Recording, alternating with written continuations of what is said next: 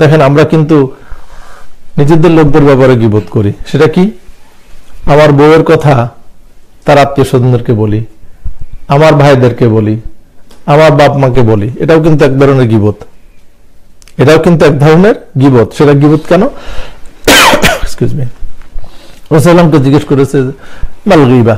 রাসূলুল্লাহ বলেছেন যিকরুকা আখাকা বিমা ইয়াকরা, যে তোমার ভাইয়ের এমন বিষয় উল্লেখ করা যে বিষয় সে অপছন্দ করে। এবং উলামায়ে কেরাম এখানে ব্যাখ্যা করতে গিয়ে বলেছেন যে যদি আপনি এক লোকের একটা ঘোড়ার ব্যাপারেও গীবত করেন, তার ঘোড়ার বদনাম করেন, সেটাও গীবত। এক লোকের গাড়ি সম্পর্কে বদনাম করেন, সেটাও গীবত। এক লোকের ছেলে সম্পর্কে কথা বলেন, সেটাও গীবত। এক মহিলা শাড়ি পরেছে, শাড়ি সম্পর্কে যদি আপনি বলেন, সেটাও গীবত। খেয়াল করছেন? তো তার চরিত্র সম্পর্কে না, কিন্তু তার সংশ্লিষ্ট যা কিছু আছে, যে বিষয়গুলো তার সামনে উল্লেখ করলে তিনি অসন্তুষ্ট হন, তার অনুপস্থিতিতে এগুলো উল্লেখ করার নামই হলো গীবত। সুতরাং জিনিসটা কিন্তু খুবই জটিল।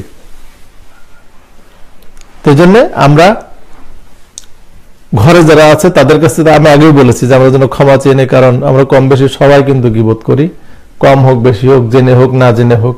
অনেক সময় ছেলেদের সামনে মায়ের কথা বলি, ও তোমার মা এরকম করে, তুমি এটা বলি না আমরা এরকম, তোমার মা আর একটু মেজাজ খারাপ থাকে, তোমার মা একটু মেজাজ এরকম। ছেলেদের সামনে মেয়েদের সামনে এরকম বলি, কিন্তু এটাও কিন্তু আপনি মার সামনে এটা বলার সাহস আছে? আপনি বলে দেখেন তো যে তোমার একটু টেম্পার খারাপ। যেহেতু আপনি সামনে বলতে পারেন না, যেটা ছেলে মেয়েদের সামনে বলেছেন, তার মানে এটাও কিন্তু গীবত। আমরা ছেলেদের গীবত করি বা সন্তানদের গীবত করি ওয়াইফের সাথে, করি না অনেক সময়? কারণ এই কথা যদি তাদের সামনে বলা হতো তারাও কষ্ট পেত। এখন আপনি বলতে পারবেন যে তাহলে তাদের সংশোধন করবো, তারা আমরা মানুষ করব কি করে? এটা গীবত হিসেবে না করে, দোষ হিসেবে না করে, এটা মনে করেন আমরা যেমন টিচাররা যখন মার্ক করি, কারোর মার্ক কম দিই, কারো বেশি দিই, কারো ভালো করেছে তাদেরকে বেশি মার্ক দিই, যারা খারাপ করেছে কম মার্ক দিই।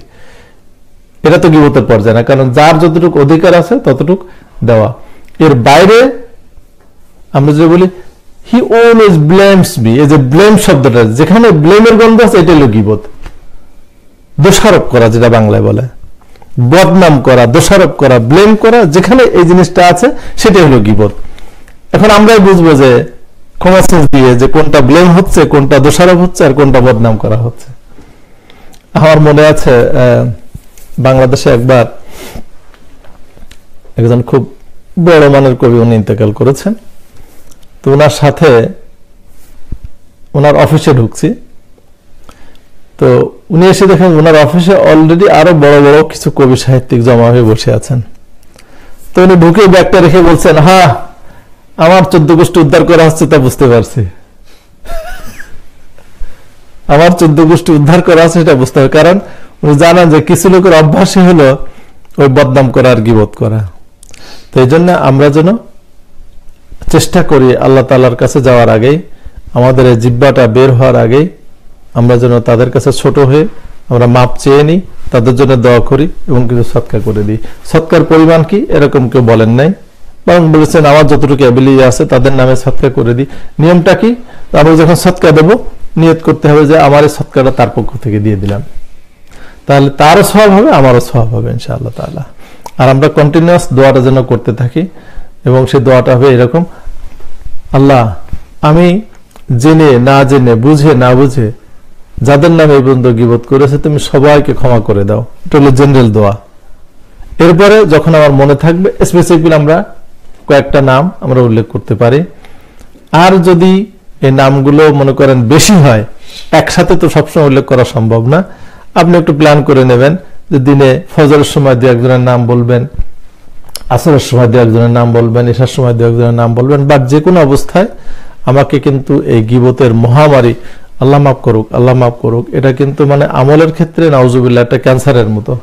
এটা এত বেশি আমলকে খেয়ে ফেলে, যেটা খুব কম বদ খাসলতে আমলগুলো খেয়ে ফেলে। এজন্য আমাদেরকে সতর্ক হতে হবে গীবতের ব্যাপারে।